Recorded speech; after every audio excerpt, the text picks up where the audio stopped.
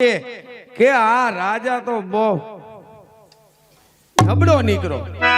આ તો દાતાર બાપુના મુસલમાનના ભાષણની અંદર જમે.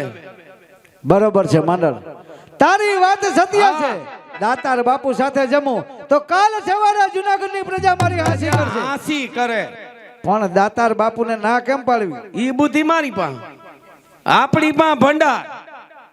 ઈ હું બધું તમને શીખવાડું. જલ્દી કે દાતાર બાપુને દુઃખ ન થાય અને આપણા શ્રાપનું નિવારણ થાય. ઈ બધું કમ્પ્લીટ. પછી તમારે દાતાર બાપુને એમ કહી દેવાનું કે તમે કહો તો હું હવેડા બંધાવું, તમે કહો તો ગૌશાળા બંધાવું, તમે કહો તો મંદિર મસ્જિદ બંધાવું, તમે કહો તો હું મારા છૂટા હાથે દાન દક્ષિણા અપાવું, પણ હું તમારા ખપરની અંદર 2 કોડિયા જમીશ નહીં. બાપુ જો તમે કહો તો મંદિર બંધાવું, મસ્જિદ બંધાવું, આજ હાથે છૂટા દાન કરું, પણ તમારી સાથે હું ખપરમાં ન જમી શકું. એનું કારણ કે હું એક હિન્દુ રાજવી, તમે એક મુસલમાન. જો તમારી સાથે ભોજન કરું તો જૂનાગઢની પ્રજા મારી હાંસી કરે. જાણો છો કોનું અપમાન કરો? અપમાન નથી બાપુ. જો તમારી સાથે હું જમું તો જૂનાગઢની પ્રજા વાતો કરશે કે મુસલમાન સાથે ખપરમાં સાથે આ હિન્દુ રાજવી જમ્યો છે. એટલે કેવા શું માંગો કે હિન્દુ મુસલમાનનો ભેદ કરો છો? હિન્દુ મુસલમાનનો ભેદ કરો, કોણ હિન્દુ કોણ મુસલમાન આ તમારે જાણવું છે, જાણી લ્યો.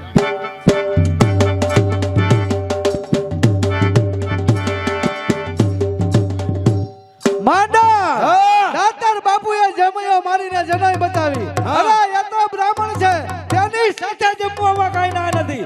જાઓ મીઠા ભાત રંધાવો. હાલો હાલો બસ કરો. આજે બહેતી ગંગા બંધ થઈ ગઈ. હવે નાગબાઈએ શ્રાપ આપ્યો, ઈથી દોઢો શ્રાપ આપું. હું તને સમજાવવા આવ્યો પણ આ વાત તને મગજમાં ન બેઠી, માટે તને શ્રાપ આપું કે જૂનાગઢની બજારની અંદર તને ભમતો ભીખ મગાવું, તારા રૂવાડે 100 નિવેદના કરાવું, તો જ આ જમિયલ સા દાતાર આ મારો તને શ્રાપ દીધા. માંડાણ હા આ શું થઈ રહ્યું છે? શ્રાપ પછી શ્રાપ. નરસિંહ મહેતાએ શ્રાપ દીધો, આઈ નાગબાએ, હા અને પાછા બાપુ શ્રાપ દેતા ગયા. હવે એકય શ્રાપ તમને લાગ્યો? માંડાણ હા લાગ્યો નથી, હા પણ આઈ નાગબાએ શ્રાપ આપ્યો એ જરૂર લાગશે. અને દાતાર બાપુ મહાન માણસ, હા એનો શ્રાપ પણ જરૂર લાગશે. નો લાગે. લાવો ભાઈ ભરો ને જરાક. કાઈ લ્યો, હજી રાખલા ભાઈ ને બાપુ લેવાનું છે આપણે પમદી. આવી જ રીતે હળરાટી બોલાવાની. વાહ માંડણ વાહ, વાહ બાપુ વાહ. તારી બુદ્ધિ એટલે બુદ્ધિ. તી એમ કઈ અમથા મને અહીંયા એડીસી બનાવી દેતા ઈ આ જગતમાં શ્રાપ જેવું કઈ હોય નહીં. કાઈ છે જ નહીં. અરે આ તો મનની ભ્રમણા છે. બધું બ્રાહ્મણા લ્યો લગાવ. માંડણ હા હવે આગળ આપણે શું કરવાનું? કાઈ નહીં, આ લીધા રાખવાનું એટલે ભૂલાઈ જાય. માંડણ હું થોડી વાર આરામ કરું છું, ખાસ ધ્યાન રાખજે. હું અહીંયા બેઠો છું, તમે હું કામ ઉપાધિ કરો? આપણે હાલતા થાય.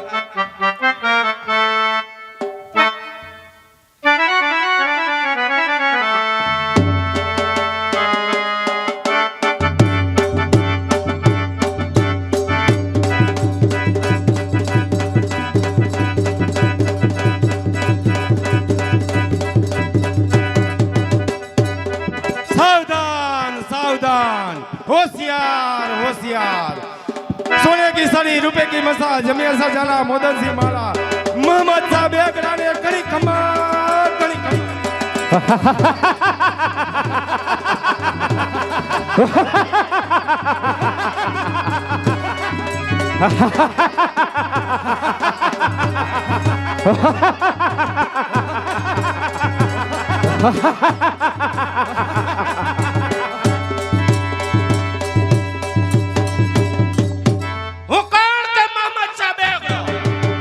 આજે પાવાગઢનો કિલ્લો જીતીને આવ્યો છું, એટલે થાકી પણ ગયો છું, માટે હું ઘડીક વાર આરામ કરું છું. તો બરાબર ચોકી પહેરો ભરજે. जी नामदार.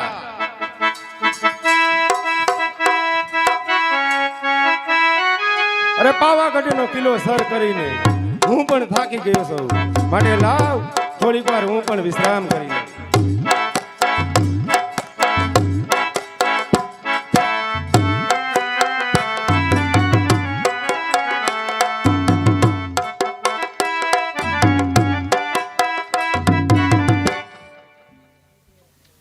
અરે આ શું?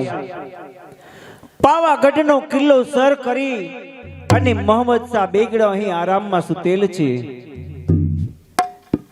ચાલ આજે હું હિન્દુની દેવી એને સપને જઈને કહું કે જાગ મોહમ્મદ શાહ બેગડા, પાવાગઢનો કિલ્લો તો તે સર કર્યો, પણ તારા ભાગ્યમાં હજી એક કિલ્લો સર કરવાનો બાકી છે. કે કયો? કે જુનાગઢનો કિલ્લો તારા ભાગ્યમાં હજી સર કરવાનો બાકી છે. કારણ કે અમારો રાજા સત્યનિધિને ધર્મ ઉપર ચાલનાર અત્યારે અનીતિ આદરી રહ્યો છે. માટે જાગ મોહમ્મદ શાહ બેગડા, આજે હું કોણ કે હિન્દુના દેવી નાગબાઈ તારે સપને આવીને કહું છું કે જુનાગઢનો કિલ્લો તારે સર કરવાનો છે.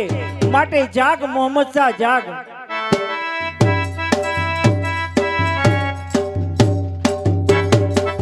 અરે આ શું? અરે શેર ખાન, જી નામદાર.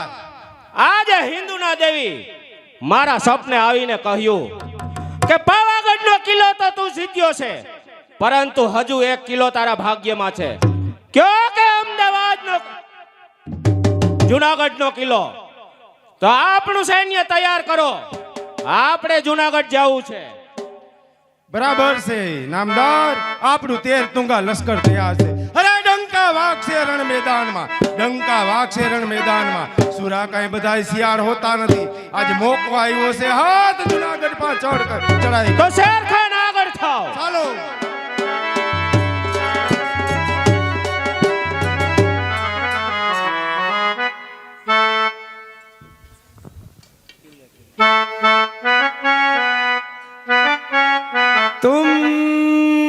तुम हो,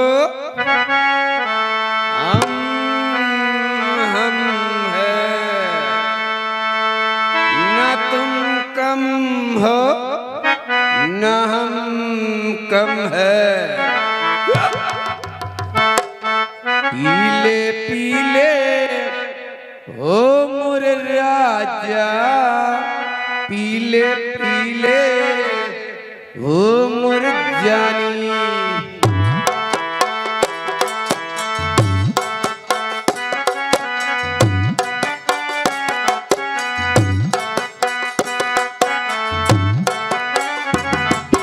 पानी में मिले तो लगे पानी जैसी,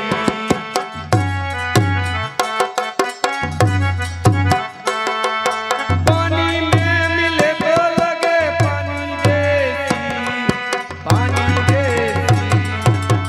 सारी दुनिया है बेईमानी, पीले पीले ओ मोर राजा.